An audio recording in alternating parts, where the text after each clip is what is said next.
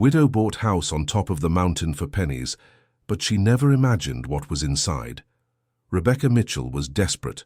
With 4 young children and a baby in her arms, she had received an eviction notice from her apartment on the outskirts of Los Angeles and had nowhere to go. The money from her husband's life insurance had run out months ago, and the cleaning jobs she managed to get barely paid for the children's milk. That's when she found that ad in the local newspaper that would change her life forever. A house on top of the mountain in the Aspen region for just $500 a month. She reread it 3 times, thinking it was a prank. "Mom, are we going to have a real house?" asked Emily, her 8-year-old daughter, looking over her shoulder. "Maybe, sweetie, maybe we are," Rebecca murmured, still suspicious of that price. The next day, she called the number in the ad. On the other line, a man with a deep voice introduced himself as Richard Thompson, a real estate agent. He confirmed the price, but when Rebecca asked if she could visit the house, he hesitated. "Look, Mrs. Mitchell, the road is a bit tricky. I can't accompany you up there. But if you want to close the deal, I can mail you the keys." Rebecca thought it was strange, but necessity spoke louder. She asked for the address and decided to go on her own. She gathered her last few coins, put the children on the bus and set off for Aspen on a Friday morning. The journey was exhausting. Daniel, 5 years old, and Christopher, 6, wouldn't stop crying. Little Olivia, 3 years old, vomited twice along the way. Emily helped as best she could, holding baby Benjamin while Rebecca tried to calm the others. When they arrived in downtown Aspen, Rebecca asked a taxi driver about the address. The man made a strange face. "Up there in the Rocky Mountains, ma'am, that area is a bit complicated. Are you sure you want to go? I need to see the house, it's all I can afford." The taxi driver shook his head but agreed to take them. As they went up the dirt road, the landscape grew wilder. Fog began to swallow the road, and the children huddled together, frightened in the back seat. "Here, ma'am, I can't go any further," said the taxi driver, stopping on a steep curve. Rebecca looked out the window and saw a narrow trail climbing even higher up the mountain. At the top, barely visible through the fog, was a small wooden house built on a rock formation that seemed to defy gravity. "How much for the ride?" she asked, calculating if she had money to get back. "Don't worry about it, ma'am. Good luck up there," the taxi driver said, refusing payment. "And if you change your mind, there's an inn down in the town." Rebecca thanked him, gathered the children, and began to climb the trail. With each step, the house seemed more precarious. The wooden planks were darkened by moisture, and some windows had broken panes covered with plastic. Dear listener, if you're enjoying the story, please take a moment to like and especially subscribe to the channel. It really helps us who are just starting out. Now continuing. When they finally reached the front door, Rebecca felt a shiver that wasn't just from the mountain cold. There was something unsettling about that place. The children huddled around her, and baby Benjamin began to cry. "I don't like it here, Mom," whispered Olivia, hiding behind Rebecca's legs. "It's just a house, my love." "Let's see what it's like inside," Rebecca replied, trying to sound confident. She found the key where Richard had said, under a rock beside the door. The lock was rusty and she had to force it to open. The interior of the house was even more desolate than the exterior. There were old furniture covered in dusty sheets, and a smell of dampness and mold dominated the space. The main room had a stone fireplace that didn't look like it had been used in years. "At least there's furniture," Rebecca murmured, trying to find something positive. Emily went to one of the windows and tried to open the curtains. When the light filtered through the fog entered, they could see the state of the house better. The walls had damp stains, and some floorboards creaked dangerously underfoot. "Mom, look at this," Emily called, pointing to a wall in the living room. Rebecca approached and saw several pencil marks on the wood, as if children had drawn there. There were also higher scratches, as if someone had tried to mark the height of several children over time.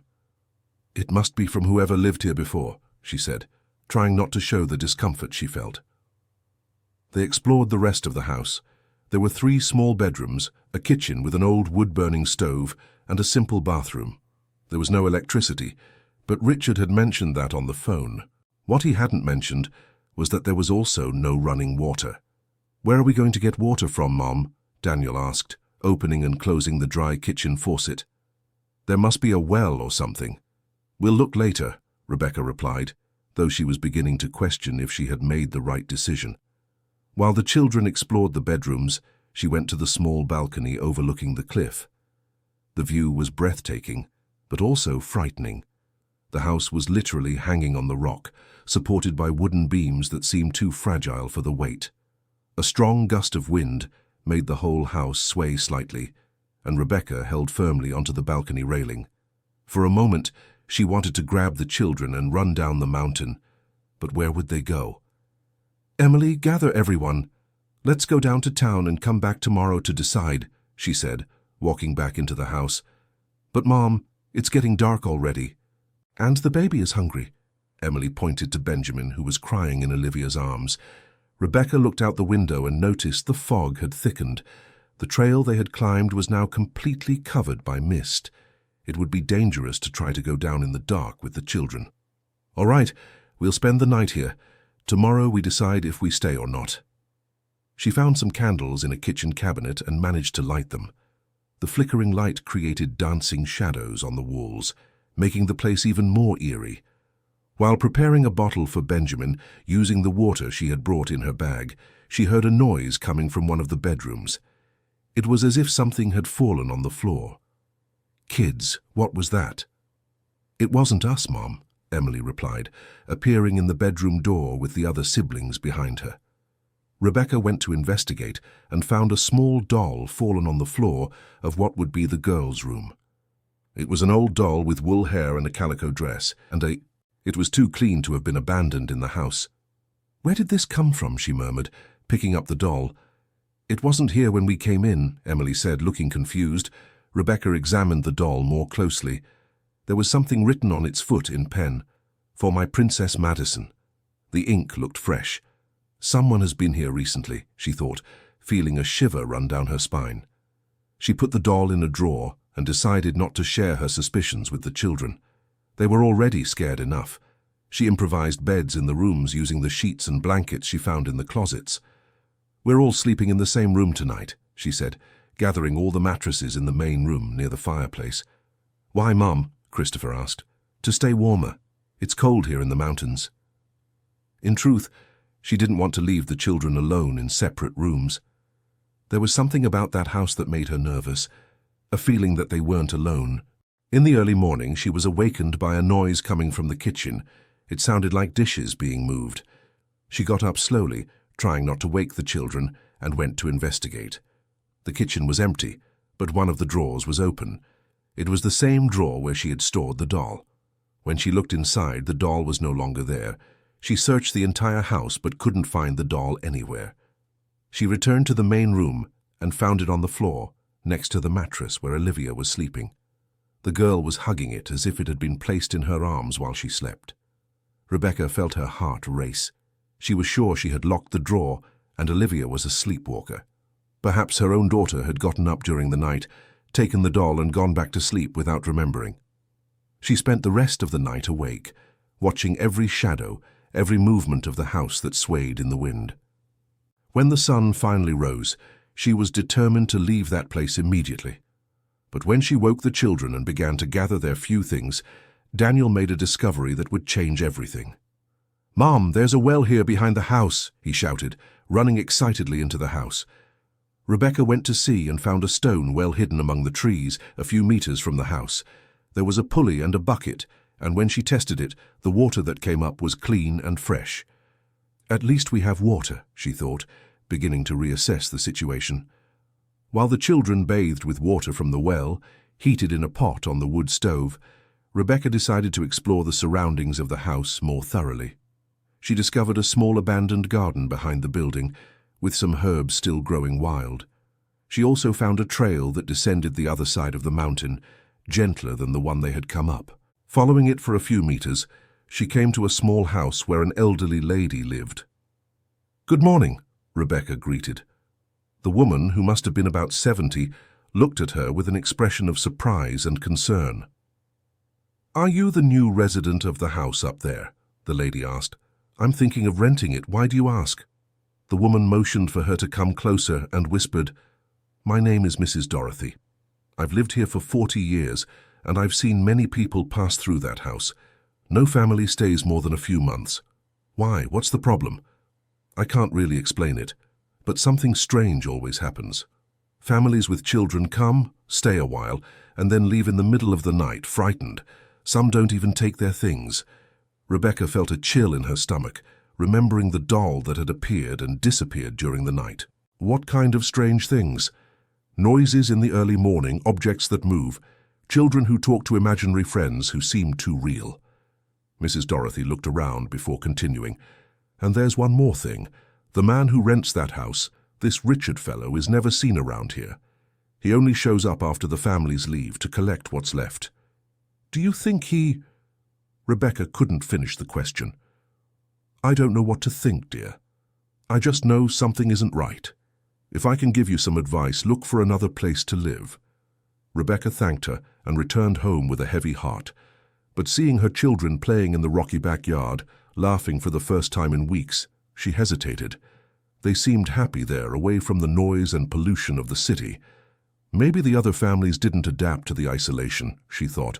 Maybe that was all it was. She decided to stay a few more days to test it out. After all, she didn't have many options.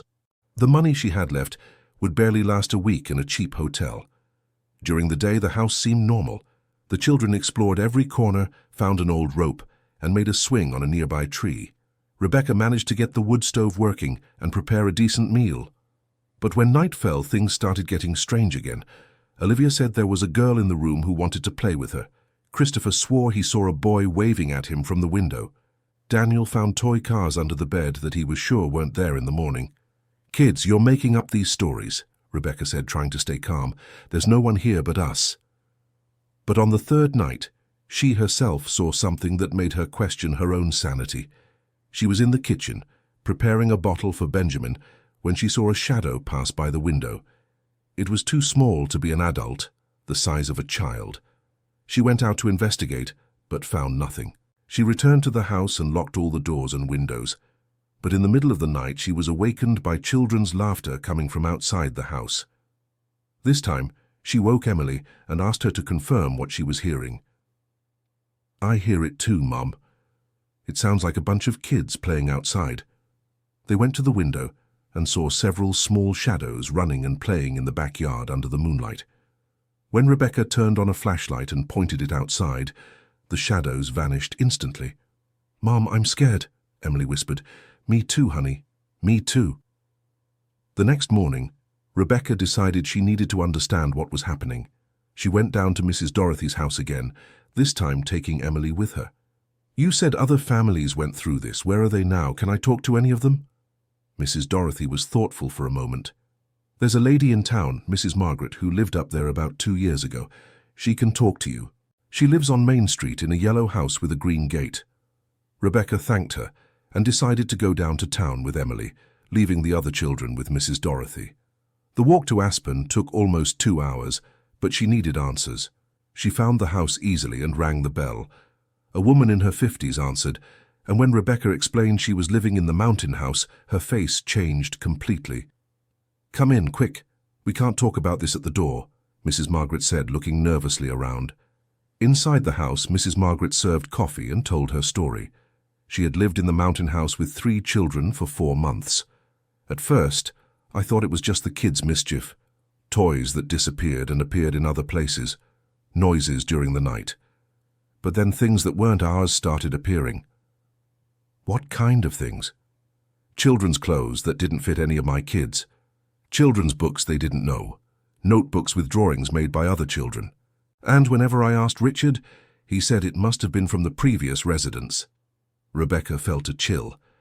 Mrs. Margaret continued. But the worst were the voices. My children talked with kids I never saw. They described these children in detail, knew their names, their ages. It was as if they were real friends. And what did you do? I tried to ignore it at first. But one night, my youngest daughter appeared in the kitchen, saying her little friend was hungry and wanted a cookie. When I asked where this friend was, she pointed to an empty chair, but I swear to God I saw the chair move, as if someone had sat in it. Mrs. Margaret paused to take a sip of coffee, her hands trembling. That's when we decided to leave. We packed our bags in the dead of night and came down the mountain in the dark.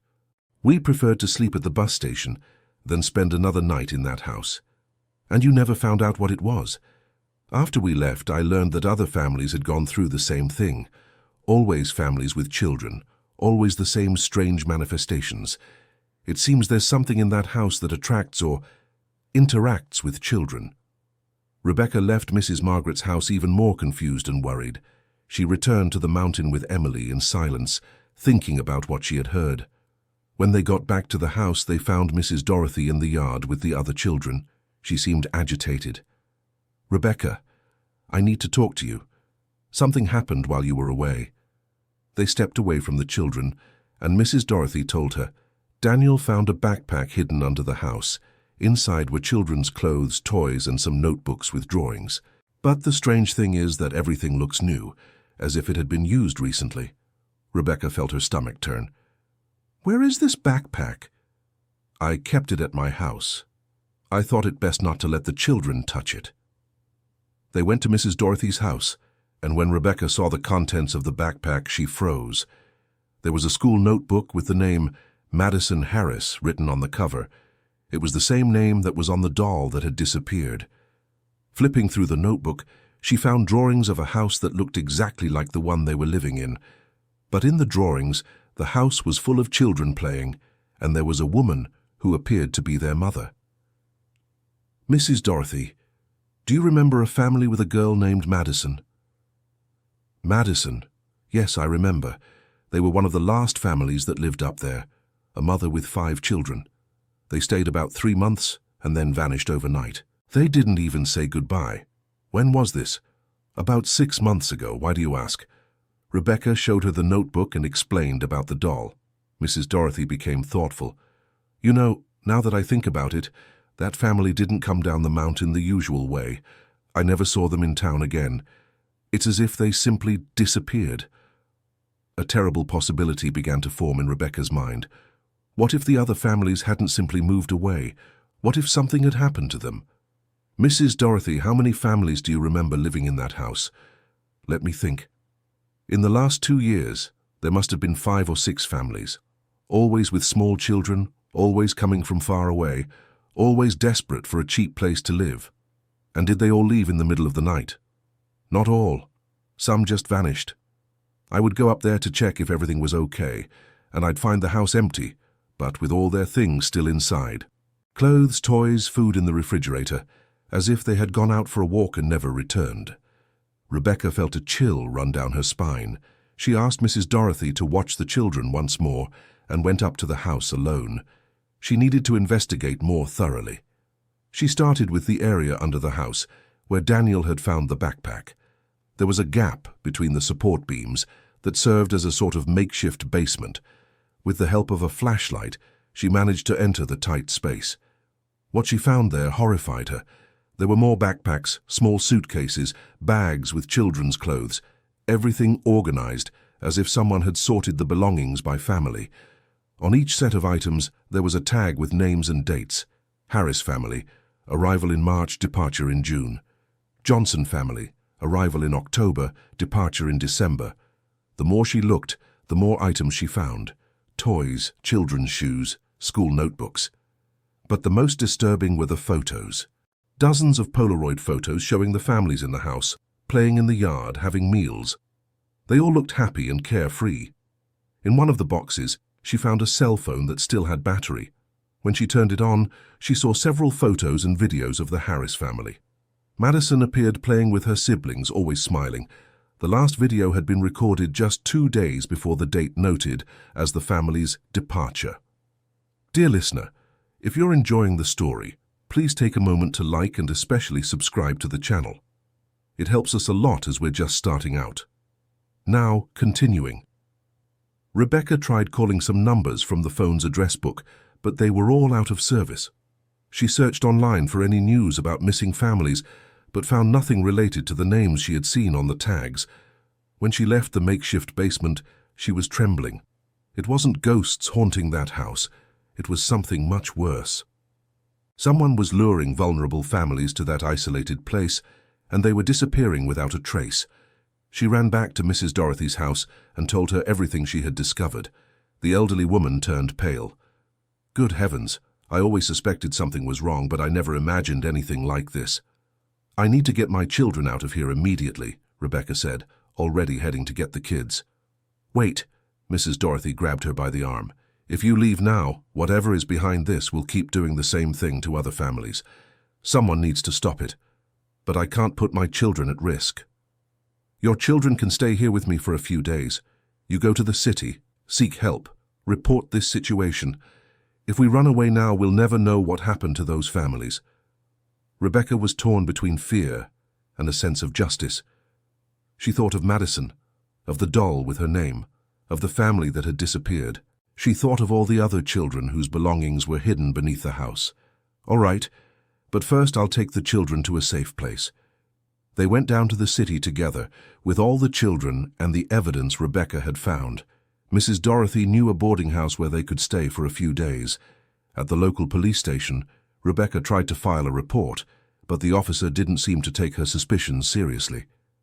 "Ma'am, we have no missing persons reports related to these families, and finding abandoned belongings is not a crime.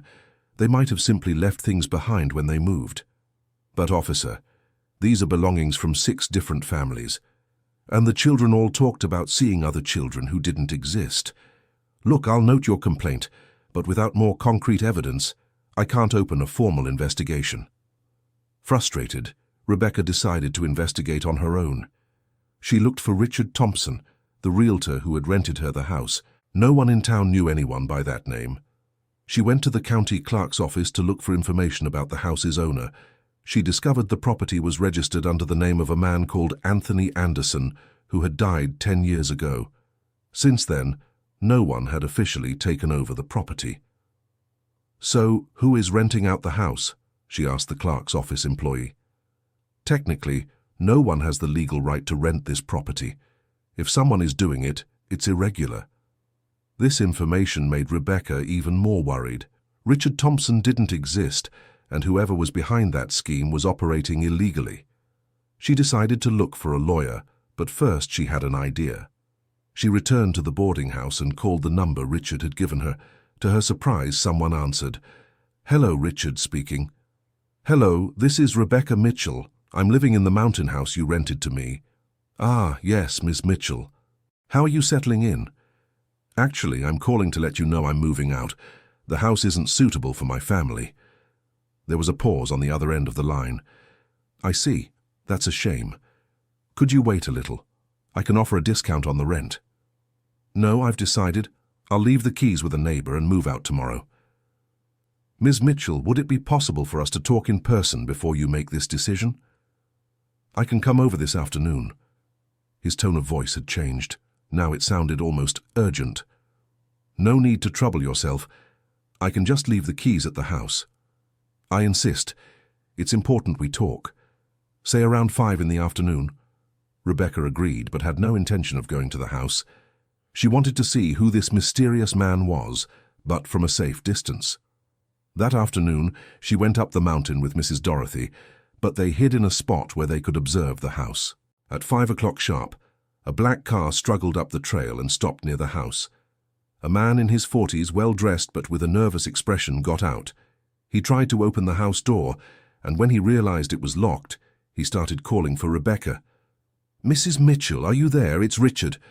He walked around the house, and Rebecca could see he knew the place well. He knew exactly where the spare key was and how to get in through the back door. This wasn't his first encounter with the property. After a few minutes, the man came out of the house carrying some bags. Rebecca immediately recognized what they were, the belongings she had found in the makeshift basement. "He's removing the evidence," she whispered to Mrs. Dorothy. They watched the man carry several bags to the car. When he finished, he did something that chilled Rebecca's blood. He took a cell phone from his pocket and made a call. "Yeah, she's already found out. We'll have to speed up the process." "Yes, she has 4 children. No, she hasn't come back. She must have suspected something." Rebecca couldn't hear the rest of the conversation, but it was obvious there were other people involved in the scheme, and that she and her children were the next target. The man got in the car and drove down the mountain. Rebecca and Mrs. Dorothy waited until they were sure he was gone before leaving their hiding spot. "We need to go to the police immediately," Mrs. Dorothy said. "The local police won't believe us. I need to find someone from outside, someone who can really investigate this." They went back to town, and Rebecca looked for a way to contact the Los Angeles police. She called a television program that investigated crimes and tips and managed to speak with a producer. "Look, ma'am, your story is interesting, but we would need more concrete evidence to do a story. What you have are just suspicions. I have photos, I have the family's belongings, But you don't have proof that those families came to any harm. It could be they simply moved away and left those things behind." Rebecca hung up, frustrated. It seemed no one took her suspicions seriously. She decided she would have to find more concrete evidence on her own. That night, she went back alone to the mountain house. She took a camera and decided to document everything she could. If she could film Richard or his accomplices doing something suspicious, she would have the proof she needed. She hid in the woods near the house and waited. Around 10 at night, the same black car returned. This time, it didn't come alone. 2 other men got out of the car with Richard. "Are you sure she won't come back?" one of them asked. "Positive. She called saying she was moving. She's probably far from here by now." "Then let's get everything ready for the next family. Have you made contact?" "Already done. It's a widow from Phoenix with 3 children. She'll arrive next week." Rebecca filmed the entire conversation with her phone. She finally had the proof she needed, but what she heard next terrified her. "And the things from the previous family? Did you store everything properly?" "Of course. It's all in the storage unit, sorted by age and size. The buyers will like it." "Buyers?" Rebecca thought, feeling her stomach turn. "And the children from the Harris family, did they adjust well to their new home?" "Perfectly. Little Madison was still a bit agitated, but the medication helped. In 2 weeks, she won't even remember her previous life." Rebecca had to cover her mouth to keep from screaming. The families hadn't disappeared. The children were being sold, separated from their mothers, and handed over to buyers. It was a human trafficking scheme disguised as a house rental. She kept recording as the men organized the house, strategically placing toys to attract the next victim. They knew exactly how to manipulate desperate mothers. "Remember to leave some toys visible, but not too many. It has to look like a family with children lived here, but it can't seem suspicious." "And how long do we give this next family to settle in before we act?" "About 2 months. Enough time for the kids to get attached to the place and for the mothers to let their guard down." Rebecca had heard enough. She quietly left her hiding spot and ran down the mountain as fast as she could. She needed to get to town, pick up her children, and go straight to the police with this recording. But when she reached the boarding house, she discovered her children weren't there. "Where are my children?" she asked the landlady desperately. "A man came to get them. He said he was a relative of yours and that you had sent him to pick them up." "What man? What did he look like?" "A well-dressed gentleman, about 40 years old. He knew all the children's names and said you were waiting at the mountain house." Rebecca felt the world spin around her. It was Richard. He had lied about leaving and had been watching her movements. He knew she was investigating and decided to force the situation. She called the cell phone he had given her, but now the number was out of service. She ran to Mrs. Dorothy's house, but it was empty. A neighbor said she had seen the elderly lady leave with a man earlier. "They took Mrs. Dorothy too," Rebecca realized in horror. She was alone. Her children had been kidnapped, and now she was certain she was dealing with a criminal organization far more dangerous than she had imagined. She ran to the police station, but when she got there, the sheriff had a strange expression on his face. "Ah, Mrs. Mitchell, good that you showed up. We received a report that you abandoned your children at the boarding house. We're going to have to take you in for questioning." "Abandoned? I didn't abandon anyone. My children were kidnapped. You were illegally filming on private property. And according to witnesses, you left the children alone to chase fantasies about imaginary crimes." Rebecca realized she was in a trap. The sheriff was involved in the scheme, or at least was being manipulated by the criminals. "I have recordings that prove everything," she shouted, showing her phone. But when she tried to play the video, she discovered the file had been corrupted. Somehow they had managed to delete the evidence remotely. "Ma'am, you'll have to come with us to clarify this situation." Rebecca knew if she went with them, she would never see her children again. She took advantage of a moment of distraction and ran from the police station. Now, she was a fugitive, pursued by both the criminals and the local police. She ran through the streets of Aspen not knowing where to go. The whole town seemed to be against her. She couldn't go back to the boarding house, she couldn't go to the mountain house, and she couldn't trust the local police. That's when she remembered Mrs. Margaret, the woman who had lived in the house years before. Maybe she could help or at least offer temporary shelter. She ran to the yellow house with the green gate and knocked desperately on the door. "Mrs. Margaret, please, help me." The woman opened the door and immediately saw the desperation on Rebecca's face. "My God, what happened?" Rebecca quickly told her everything. To her surprise, Mrs. Margaret didn't seem shocked. "I knew there was something very wrong with that house. Come in, quick." Inside the house, Mrs. Margaret revealed that she had also suspected something sinister. "After we left that house, I kept investigating on my own. I discovered that other families had disappeared from the area, always vulnerable families with small children." "Why didn't you go to the police?" "I did, several times. But they always told me the same thing. Without concrete evidence, they couldn't do anything. And when I insisted too much, they started treating me like a paranoid, crazy woman." Mrs. Margaret went to a cabinet and pulled out a folder full of papers. "Over the last 2 years, I've documented everything I managed to find out. Names of the families, dates of disappearance, descriptions of the cars seen going up the mountain. I even have some photos." Rebecca leafed through the folder with growing horror. There were far more victims than she had imagined. Mrs. Margaret had identified at least 10 families that had disappeared from the area in the last 3 years. How have they been able to operate like this for so long without being discovered? Because they choose victims that no one will look for, widows with no family, single mothers in debt, people who have no one to care if they disappear. And when someone gets suspicious, like me or you, they make us look crazy. But now they have my children. I need to find them. Of course you do, and I'm going to help you. And I'm going. I should have acted a long time ago." Mrs. Margaret explained that she had discovered the location of a warehouse on the outskirts of town where she suspected the kidnapped children were kept temporarily before being transferred. "I never managed to get close enough to confirm, but there's always suspicious activity at this place. Cars arriving in the dead of night, people going in and out quickly." They planned to go to the warehouse during the night. Mrs. Margaret had a car and knew an alternate route that would avoid the main roads. "If we find the children, what do we do?" Rebecca asked. "We document everything, call the Los Angeles police, and make such a big scandal that they won't be able to cover it up." At 2 in the morning, they set off for the warehouse. Mrs. Margaret drove an old Beetle that made little noise. The warehouse was in an abandoned industrial zone of the town, far from homes and businesses. When they got close to the location, they saw that lights were on and several cars were parked. Something was definitely happening there.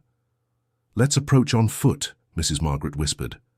They hid behind some abandoned containers and managed to get very close to the warehouse. Through a broken window, Rebecca could see inside the building. There were several makeshift partitions, like small rooms. In each one, she could see children's beds and toys. It was like a clandestine orphanage. "My God," she whispered.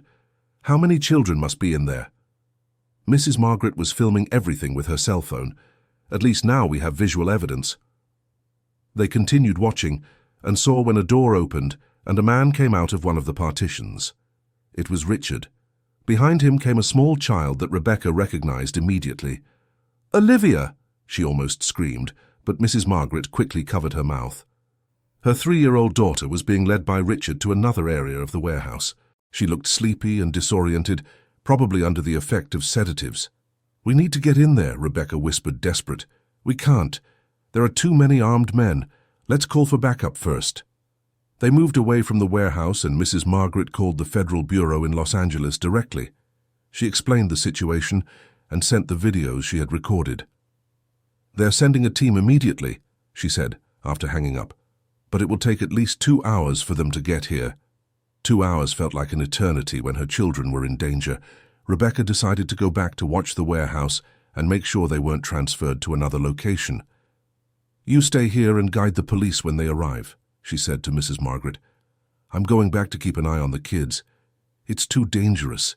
If they find you, I can't just stand here while my children are suffering." Rebecca went back alone to the area around the warehouse. This time she managed to get even closer and found a side door that was slightly ajar. She could see the inside of the building better. There were at least 15 children in the warehouse, of varying ages. They all seemed to be under the influence of medication, somewhat drowsy and confused. She identified her 4 children in different partitions, separated from each other. "They're separating the families so the children can't support each other," she realized with horror. She also saw Mrs. Dorothy in a chair, apparently sleeping. The elderly lady was alive but had probably been sedated as well. Rebecca counted at least 6 adult men moving around the warehouse, all armed, all looking like professionals. This was not an amateur operation. She managed to get close to a side window and whispered the name of Emily, her oldest daughter. The 8-year-old girl lifted her sleepy head and looked toward the window. "Emily, it's me, Mommy," Rebecca whispered softly. The girl staggered toward the window. "Mom, did you come to get us?" "Yes, my love, the police are coming. You're going to be free." "They gave us medicine to make us sleep. I'm so sleepy." "Try to stay awake, honey, and tell the others when the police get here, okay?" Emily nodded her head and went back to her bed. Rebecca kept watching and prayed that the Federal Bureau would arrive soon. Around 4:30 in the morning, she heard sirens in the distance. Finally, reinforcements were arriving. But to her surprise, the men in the warehouse didn't seem startled by the sound of the sirens. "Boss, the operation is arriving," one of them said to Richard. "Perfect. Let's execute Plan B. Activate the contacts at the local precinct." Rebecca realized with horror that they were prepared for the police arrival. There was an ambush planned. She ran toward the sirens to warn the officers, but when she saw them, she realized they were local police cars, not the Federal Bureau. "Where do you think you're going?" a voice behind her said. It was the town sheriff accompanied by 2 officers. They were all pointing guns at her. "Where are the federal agents I called?" she asked. "What federal agents? We didn't receive any request. We only got a report about a disturbed woman threatening children in an abandoned warehouse." "You're involved in this," Rebecca shouted. "Ma'am, you're under arrest for trespassing on private property and threatening child welfare." They handcuffed her and took her back to the precinct. Rebecca realized the scheme was much bigger than she had imagined. The corruption reached all the way to the local authorities. At the precinct, they put her in a solitary cell. She stayed there for hours, desperate, knowing her children were still captive and that no one was coming to save them.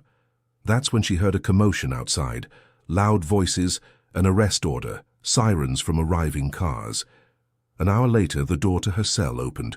"Mrs. Rebecca Mitchell," said a man in a suit. "I'm Federal Agent Michael Harris. You're free." "My children, where are my children?" "They're being cared for at the hospital, all alive and safe. The operation was a success." Rebecca later learned that Mrs. Margaret had managed to contact the Federal Bureau through an investigative journalist from Los Angeles. When the federal agents arrived in town and discovered that the local police had not passed on the tip, they immediately suspected corruption. The operation to dismantle the scheme happened simultaneously in several locations. While they arrested Rebecca to take her out of the game, the Federal Bureau surrounded the warehouse and arrested everyone involved. At the hospital, Rebecca finally reunited with her children. They were all fine, just a bit drowsy from the sedatives, but unharmed. Mrs. Dorothy was also recovering. "Mommy, you came to save us," Olivia said, hugging Rebecca tightly. "Always, my love. I will always save you." In the following days, Rebecca discovered the full extent of the criminal scheme. It was a network that operated in several small towns, always using the same tactic, luring vulnerable families with tempting offers of cheap housing in isolated locations. The children were kidnapped and sold for illegal adoption. Mothers who resisted or discovered the scheme were eliminated. Those who accepted their children's fate received a sum of money and were taken to other cities with new identities. "That's why some families seem to have simply disappeared," the federal agent explained. They hadn't disappeared. They had been forced to restart their lives elsewhere without their children. The case gained national attention. More than 30 children were rescued, and the human trafficking network was completely dismantled. Several corrupt local officials were arrested, including the police chief of Aspen. Dear listener, if you're enjoying the story, please take a moment to like and especially subscribe to the channel. It helps us a lot as we're just starting out. Now, continuing. Rebecca was considered a hero by the press, but she didn't feel like one.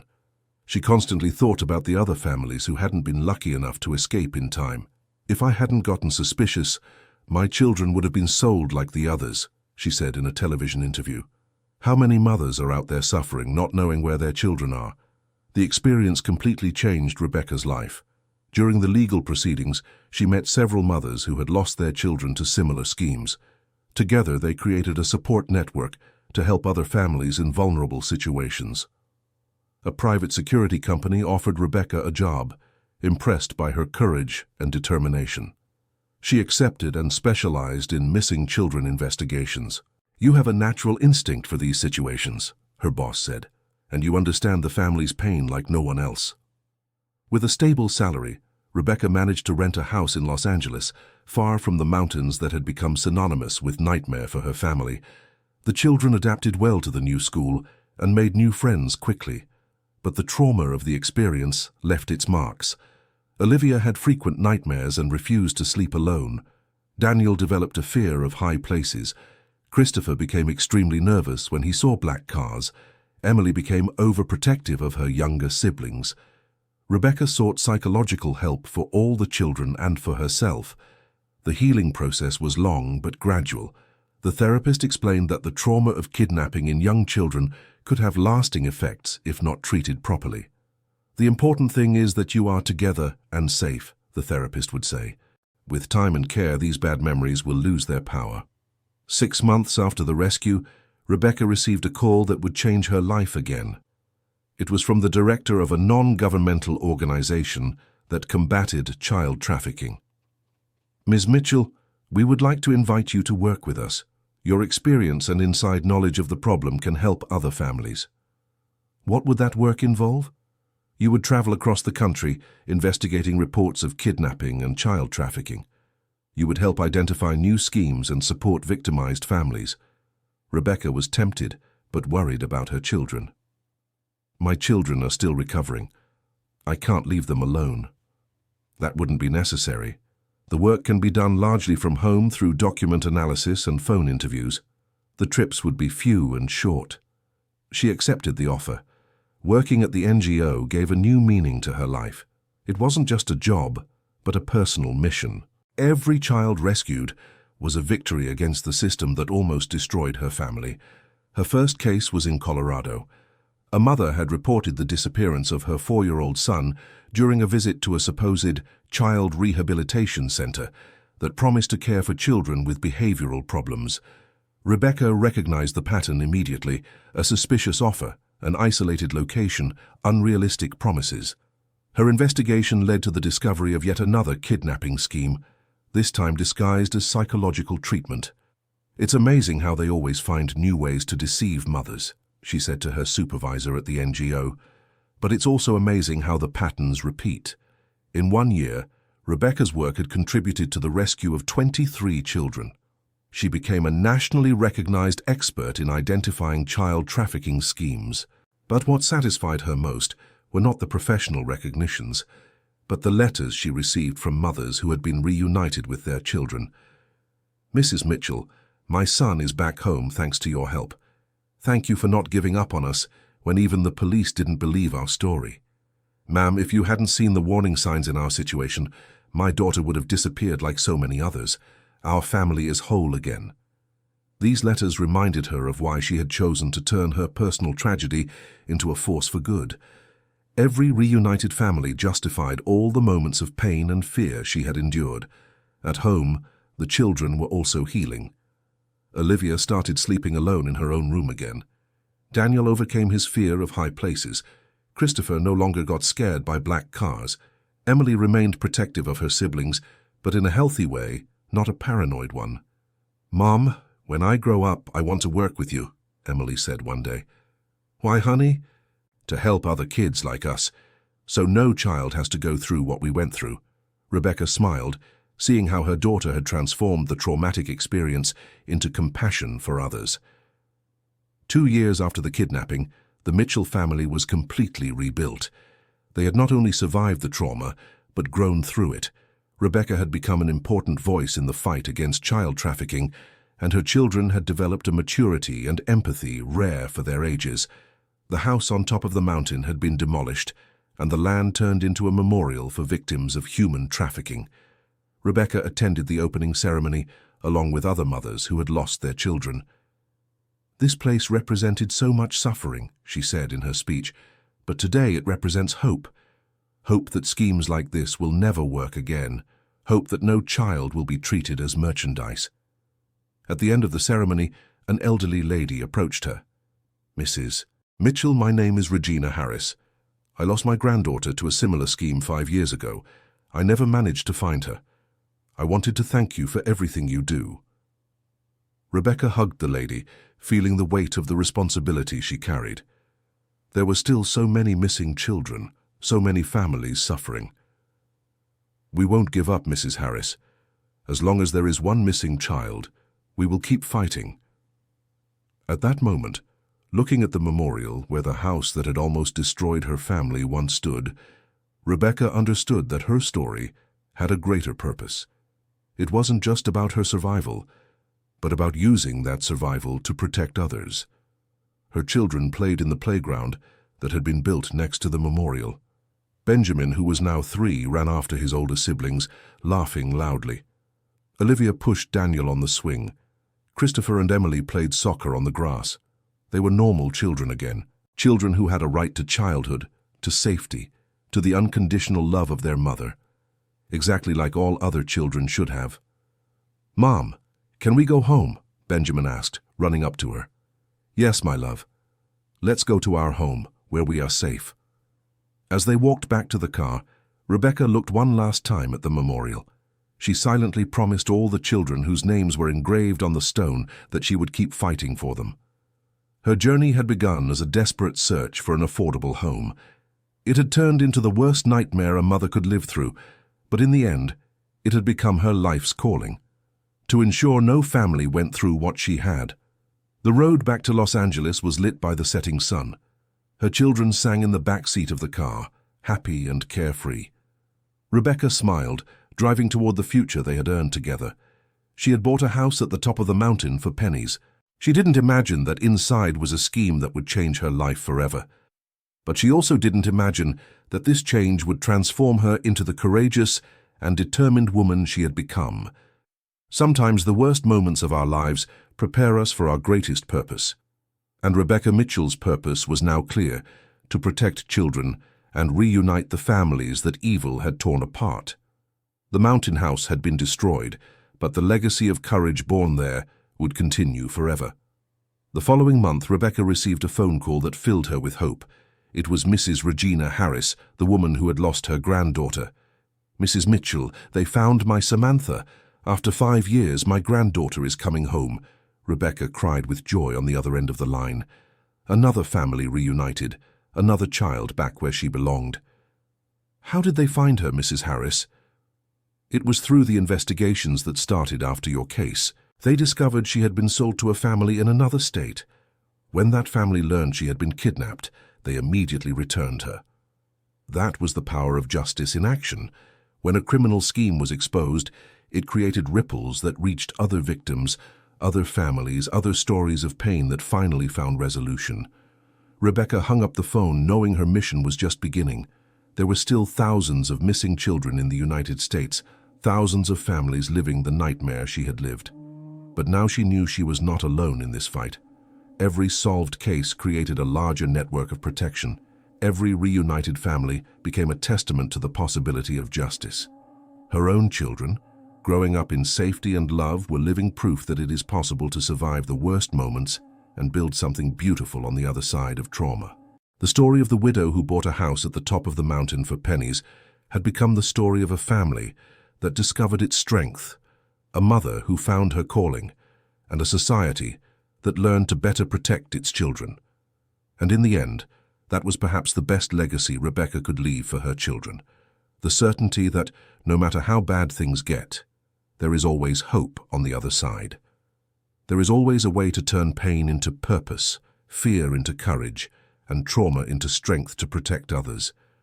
The house at the top of the mountain had held terrible secrets, but it had also revealed something even more powerful: the human capacity to resist, to fight, and to transform the worst experiences into tools to build a better world.